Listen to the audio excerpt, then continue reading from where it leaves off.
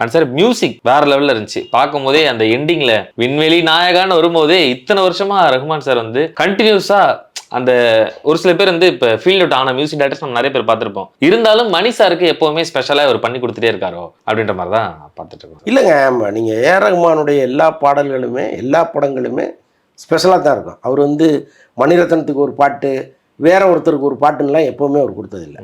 அவருக்கு கொடுக்கப்பட்ட வேலையை அவர் சிறப்பாக செஞ்சு கொடுத்து தான் எப்போதுமே அவருக்கு பழக்கம். நீங்கள் ஏஆர் ரஹ்மான் சொதப்பிட்டார் அப்படின்னு பெரும்பாலும் சொல்ல முடியாது. எங்கேயோ ஒரு சதவீதம் சொல்வதற்கு வாய்ப்பு இருக்குது. ஏதோ ஒரு படமாக இருக்கலாமே தவிர அது வேறு ஏதாவது புறக்காரணங்கள் இருக்கலாம். பட் பொதுவாக 99% அவர் பணியை ரொம்ப சிறப்பாக செஞ்சுருக்காரு.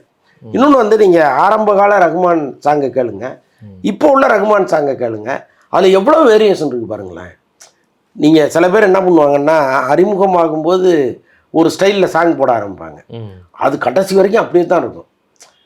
ஆனால் ரஹ்மானை பொறுத்தளவுக்கு நீங்கள் அந்த குவாலிட்டி மாறிக்கிட்டே இருக்கும், அந்த ஸ்டைலே மாறிக்கிட்டே இருக்கும். நீங்கள் என் வீட்டு தோட்டத்தில் பூவெல்லாம் கேட்டு பாருன்னு ஒரு பாட்டு கேட்டிருப்பீங்க, அது இன்றைக்கி போட்டு வரான்னா போட மாட்டார். ஏன்னா அவருக்கு தெரியும் இது வந்து 10-15 வருஷத்துக்கு முன்னாடி வர வேண்டிய பாட்டு, அப்போ வந்துச்சு, அதோட ஓகே. இன்றைக்கி எப்படி இருக்காங்க பசங்க, இவங்களுடைய ரசனை எப்படி இருக்குன்னு அதுக்கேற்ற மாதிரி போடுறவர் அவரை வந்து அவர் தினந்தோறும் புதுப்பிச்சுட்டே இருக்கார். அதனால தான் இப்படி ஒரு டெப்த்தான ஒரு மியூசிக் அவரால் கொடுக்க முடியுது.